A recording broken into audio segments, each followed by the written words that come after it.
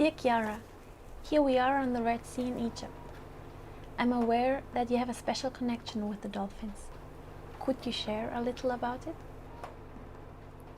Yeah, well, I don't like saying the word special because we're all special in that sense. I would say it's more of a natural connection that we are meant to be having with all creatures. And dolphins are just a reminder of how we can connect in that natural way. Without the baggage of our conditioning.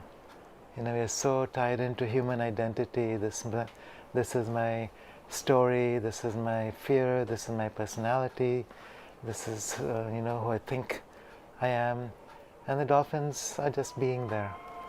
And so they allow us to drop into that space of beingness where we can just meet them in that presence. So they've been wonderful teachers for me to come to this place of just letting go of the human identity and to be there in presence. And so the more I can be in that presence, the deeper the connection grows. And so I feel like they're my family. Beautiful. So every year you invite people to come here to this wonderful place in Egypt. Do you think, or in which way do you think it's important for our journey to be here? So yes, I've been inviting people to come to Sataya Bay in Egypt, spend a week on the boat which is anchored in this circular coral reef, which is a home for the dolphins. So it's like we're here as guests in their home, where they can meet us, share time with us in their way. So it's not like we're imposing our agenda on them, but they're welcoming us. They're here very often, so when we are in the water, they can be with us. So it's basically about learning how to connect, celebrate life, to be present. There's such a mirror for everything that we're experiencing. So oftentimes when people are going through fear, they come and really help people release it. When we're there as a group, deeper and deeper into who we are as essence, then they're more present. When we have our own stuff, they're still present, but not as present, because they're reflecting our inadequacies, our lack of confidence in ourselves, our lack of connection with who we are. And then as we let go of that, it's like, so it's a great teaching. And so while we're here, we also, maybe going through other practices and teachings from different traditions to come into that stillness, to come into that presence, and then go out and share that and be that with the dolphins.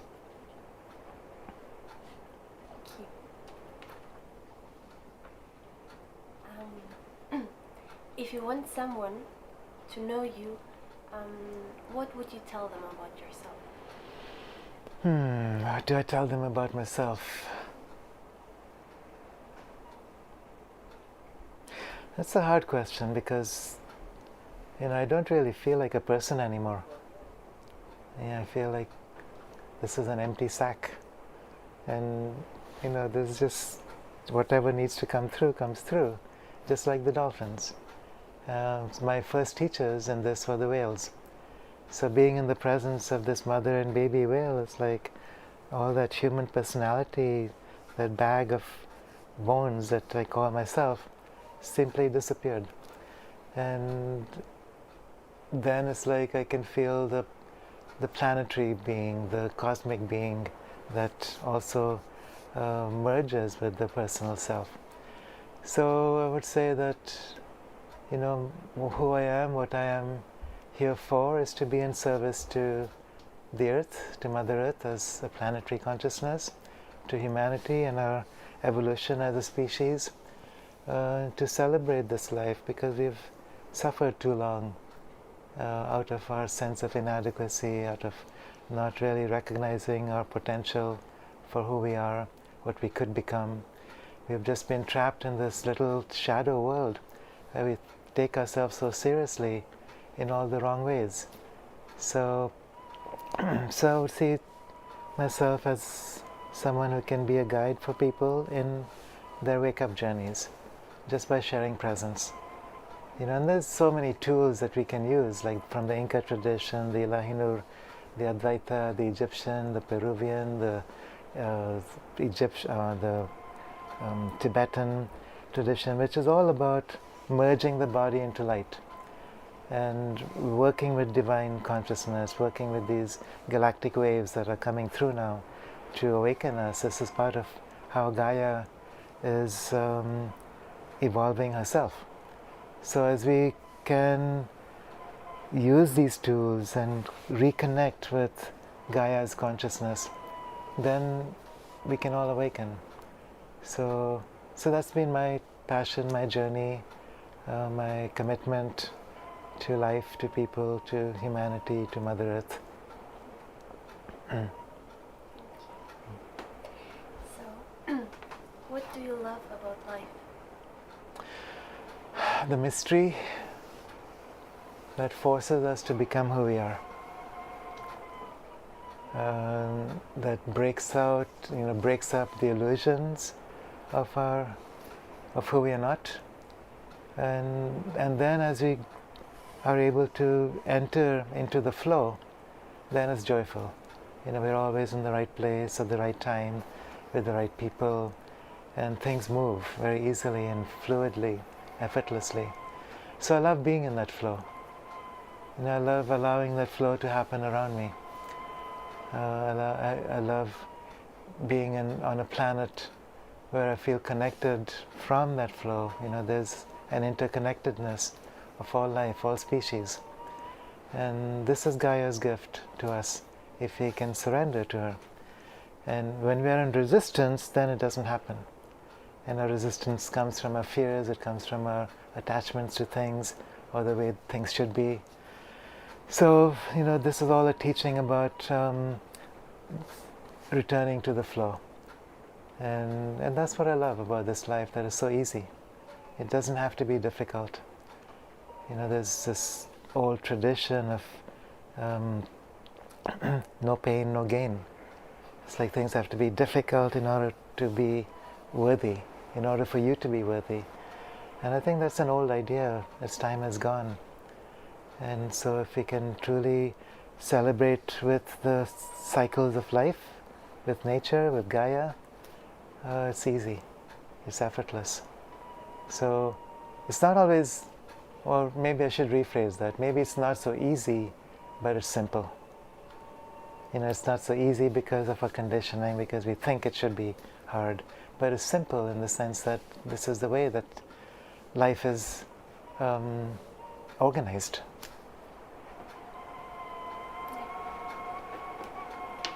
So, what inspires you to share your wisdom with other people?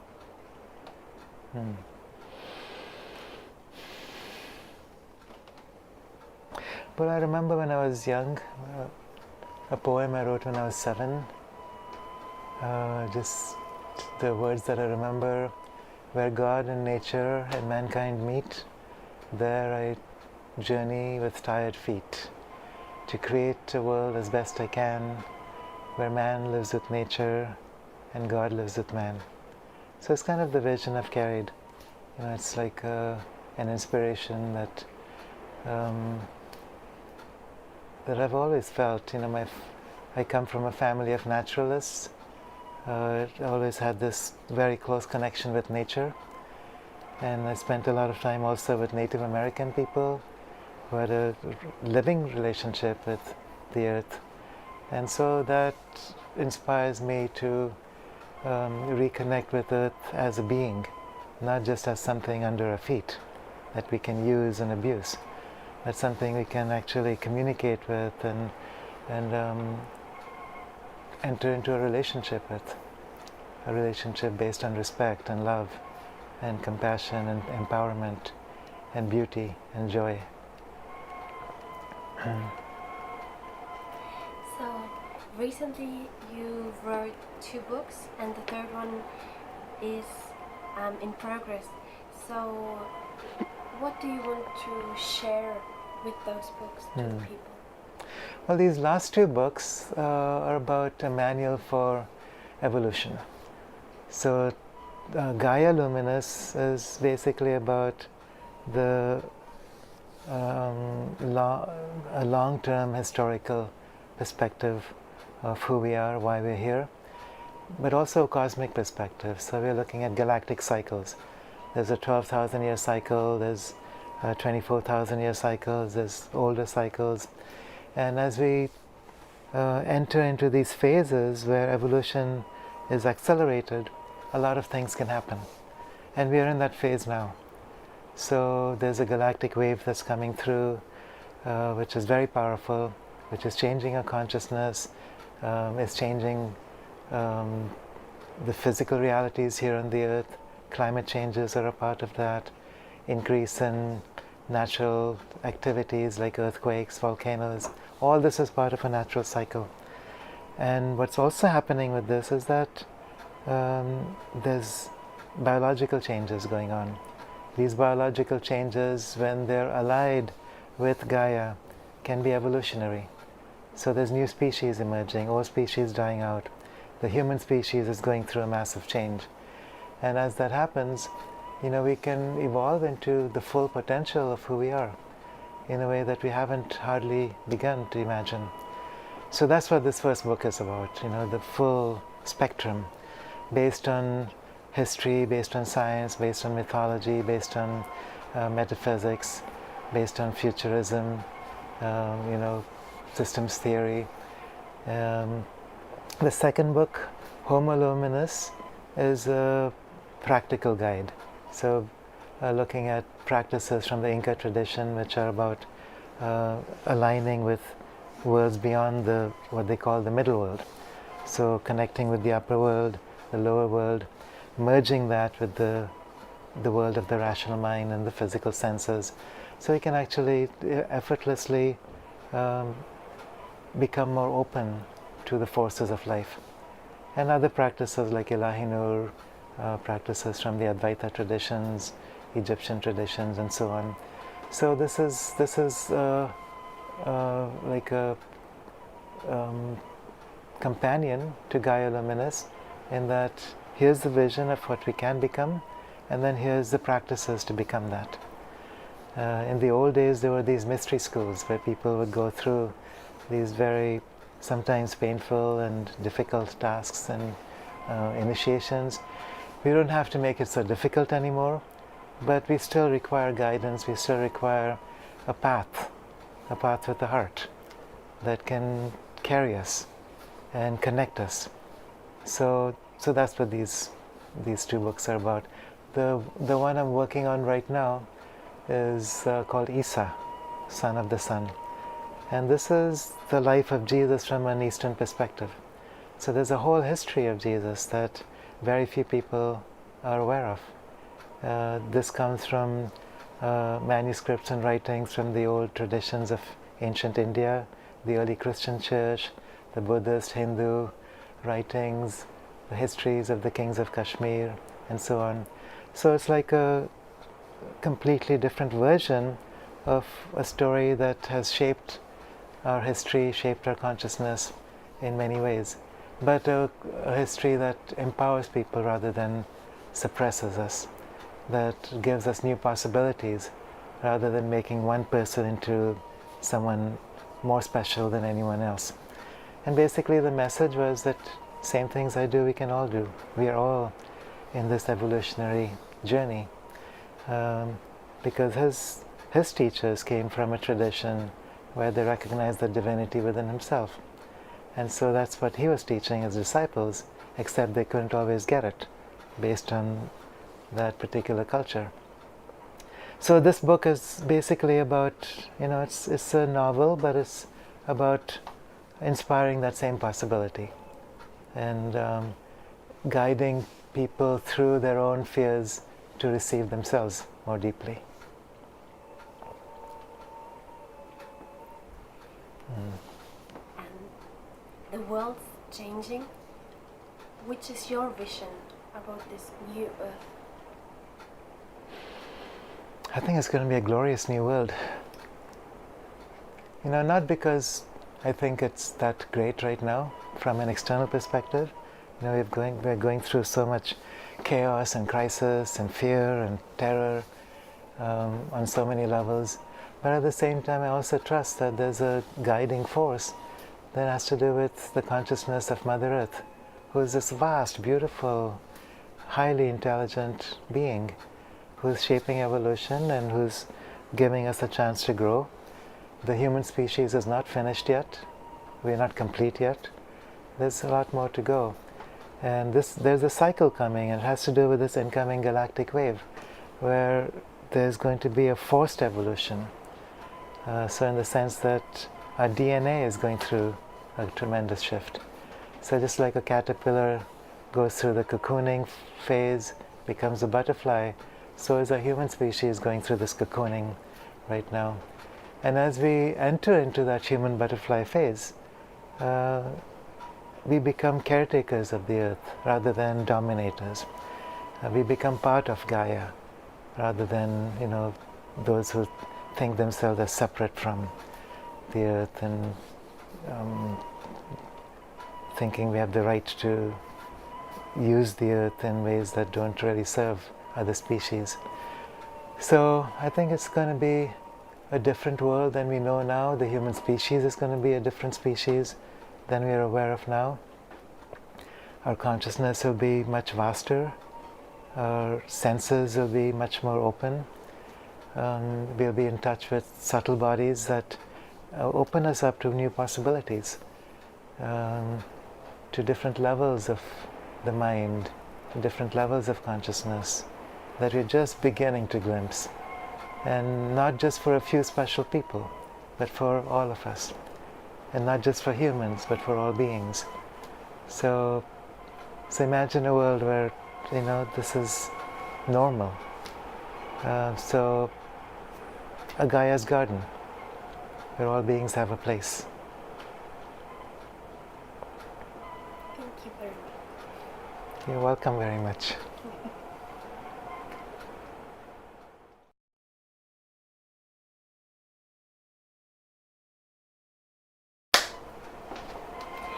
So, Kiara, what do you do when you disconnect with your inner self, your inner being, your source? Yeah, so there's some beautiful practices from the Inca tradition. They refer to universal life energy as constantly flowing and moving, and this energy is known as Sami. And humans have the unique capacity to block this energy, and this they refer to as Hucha. So Hucha, the way I look at Hucha, it's not something that's personal, it's part of the collective human conditioning. And we all have our personal stories that can bring up Hucha for us. And just recognizing that, and then there's practices to clear that. So for me it's like, so there's always opportunities to look at my Hucha, to see what is needed, and the gift that I'm being offered, and then use some of these practices to clear it. So it's not always easy, living in this world with, dealing with our daily lives, with relationships and people. It can bring up things for everyone. And so I think the first thing for me is just being aware, okay, who am I?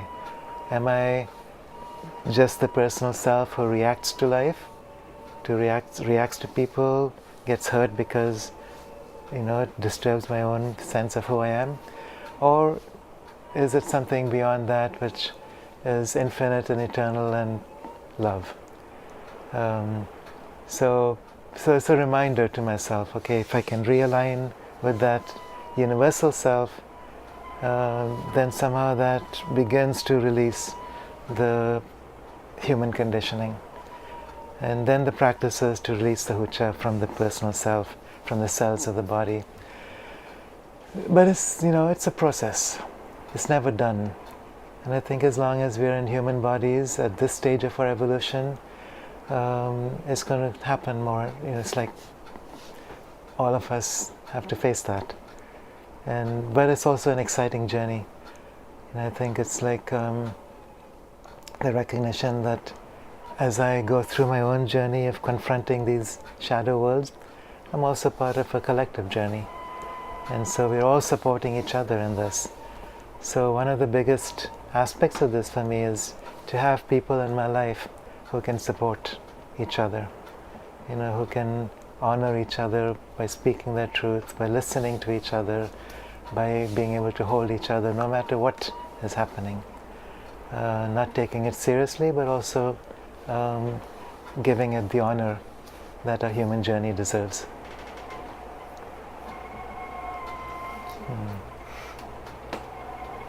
Yeah, and one more thing I'd like to say is that, we've been doing these dolphin journeys to Egypt every year, but there's also other things. There's other special places on this earth that I love traveling to, and if I'm traveling, might as well accompany other people also. So we were just talking about going to South Africa to spend some time with white lions in Timbavati, going to swim with whales in Dominican Republic, or sharks in Mexico, or going into the Tibetan mountains, or going to India to special places there. Next week I'll be going on the Nile and to the pyramids with a group of people. So, and I also do workshops internationally, like weekend events or 5-day retreats or longer. There's also a place in Kerala in South India where I invite people to come and do detox programs. So to really help clear the physical body, because as long as the physical bodies are toxic, it affects our energy bodies, affects our subtle bodies and our relationship with them. So when we talk about emotional clarity and spiritual well-being, it also requires a physical vehicle that's clear enough to be able to support that, a nervous system that can be attuned and in balance. So all these things, I think are necessary together.